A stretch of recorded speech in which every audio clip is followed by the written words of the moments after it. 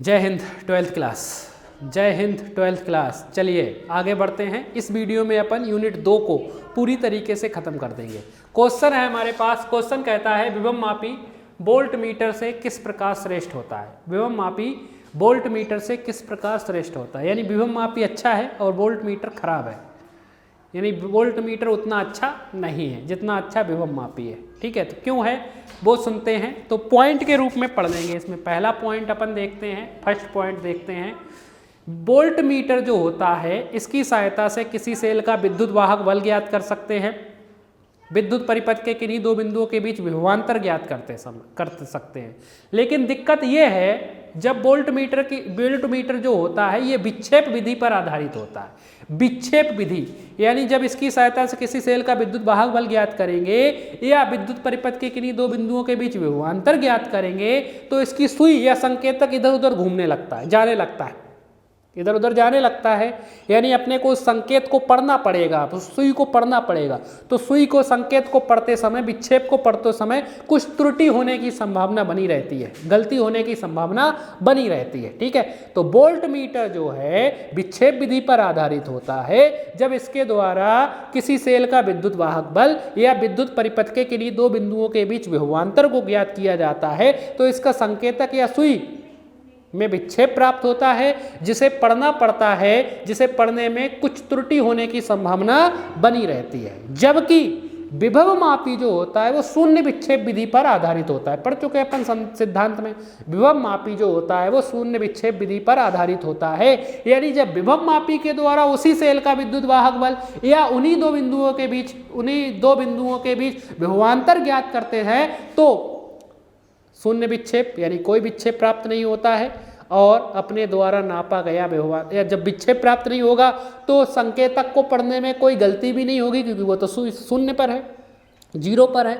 इसीलिए विभव मापी के द्वारा नापा गया विभवांतर या विद्युत वाहक बल पूरी तरीके से शुद्ध होता है। तो इसके द्वारा वोल्ट मीटर के द्वारा मापा गया विभवांतर या विद्युत वाहक बल उतना अच्छा नहीं होता, अशुद्ध, गलती होने की संभावना। जबकि इसके द्वारा मापा गया विभवांतर या विद्युत वाहक बल पूर्णतः शुद्ध होता है। ठीक है, तो पहला पॉइंट अपन लिखेंगे वोल्ट मीटर विक्षेप विधि पर आधारित होता है। अतः जब इसके द्वारा किसी सेल का विद्युत वाहक बल या विद्युत परिपथ के किन्हीं दो बिंदुओं के बीच विभवांतर को ज्ञात किया जाता है तो इसका संकेतक या इसके सुई में विक्षेप प्राप्त होता है, जिसे पढ़ने में कुछ त्रुटि की संभावना बनी रहती है। जबकि विभव मापी के द्वारा उसी सेल के विद्युत वाहक बल या विद्युत परिपथ के उन्हीं दो बिंदुओं के बीच विभवांतर को ज्ञात करते समय यह शून्य विक्षेप विधि पर आधारित होता है, जिसको पढ़ने में त्रुटि की कोई भी संभावना नहीं होती है। Full stop. पहला पॉइंट हो गया। दूसरा पॉइंट क्या है वो सुन लीजिए। यहाँ पर जब वोल्ट मीटर के द्वारा विद्युत परिपथ के किन्हीं दो बिंदुओं के बीच विभवांतर नापते हैं तो कुछ विद्युत धारा वोल्ट मीटर के अंदर से प्रवाहित होने लगती, तभी तो उसकी सुई इधर उधर जाएगी।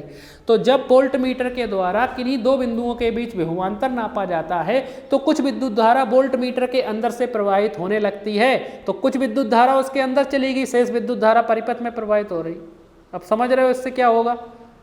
कुछ विद्युत धारा तो वोल्ट मीटर के अंदर, तो वो तो बेकार हो गई। तो इसके द्वारा नापा गया विभवांतर पूरी तरीके शुद्ध नहीं होता, यानी वास्तविक विभवांतर से कुछ कम होता है। क्यों? क्योंकि पूरी की पूरी विद्युत धारा अगर परिपथ में प्रवाहित हो रही होती तो विभवांतर पूरा शुद्ध प्राप्त होता। ऐसा होता नहीं है। वोल्ट मीटर से जैसे ही वोल्ट मीटर के दोनों कनेक्शन को, तारों को लगाते हैं विद्युत परिपथ में तो कुछ विद्युत धारा वोल्ट मीटर के अंदर से प्रवाहित होने लगती है। इसलिए इसके द्वारा नापा गया विभवांतर वास्तविक विभवांतर से कुछ कम होता है। ठीक है, क्योंकि कुछ विद्युत धारा इसके अंदर चली जाती है, खुद ले लेता कुछ विद्युत धारा। ठीक है, जबकि विभव मापी के द्वारा उन्हीं दो बिंदुओं के बीच विभवांतर नापते हैं तो हमें पता है शून्य विक्षेप विधि पर आधारित है। इसके द्वारा कोई विद्युत धारा नहीं ली जाती है, इसलिए विभव मापी के द्वारा नापा गया विभवांतर पूरी तरीके से शुद्ध होता है। Full stop. तो इन्हीं कारणों से विभव मापी वोल्ट मीटर से हमेशा श्रेष्ठ हो जाता है। ठीक है, तो दूसरा पॉइंट लिख देंगे कि वोल्ट मीटर की सहायता से जब विद्युत परिपथ के किन्हीं दो बिंदुओं के बीच विभवांतर को नापा जाता है तो कुछ विद्युत धारा वोल्ट मीटर के अंदर से प्रवाहित होने लगती है। इसलिए इसके द्वारा नापा गया विभवांतर वास्तविक विभवांतर से कुछ कम होता है। जबकि विभव मापी की सहायता से उन्हीं दो बिंदुओं के बीच विभवांतर नापते समय उसके विभव मापी में से कोई विद्युत धारा प्रवाहित नहीं होती है, इसलिए इसके द्वारा मापा गया विभवांतर पूर्णतः शुद्ध होता है। Full stop. नीचे लिखेंगे इन्हीं कारणों से विभव मापी वोल्टमीटर से श्रेष्ठ होता है। Full stop. ठीक है। अब एक क्वेश्चन है विभव मापी और वोल्टमीटर में अंतर। क्वेश्चन है विभव मापी तथा वोल्टमीटर में अंतर लिखिए। वोल्टमीटर में अंतर लिखिए। लास्ट टॉपिक है ये अपना, इसी के साथ खत्म। विभव मापी और वोल्टमीटर में अंतर। विभव मापी पहला पॉइंट शून्य विक्षेप विधि पर आधारित होता है, वोल्टमीटर विक्षेप विधि पर आधारित होता है। ठीक है। तो पहला पॉइंट लिखेंगे विभव मापी में यह शून्य विक्षेप विधि पर आधारित होता है, इसमें लिख देंगे यह विक्षेप विधि पर आधारित होता है। ठीक है। दूसरा, इसके द्वारा मापा गया विभवांतर या विद्युत वाहक बल पूर्णतः शुद्ध होता है। पूर्णतः शुद्ध होता है।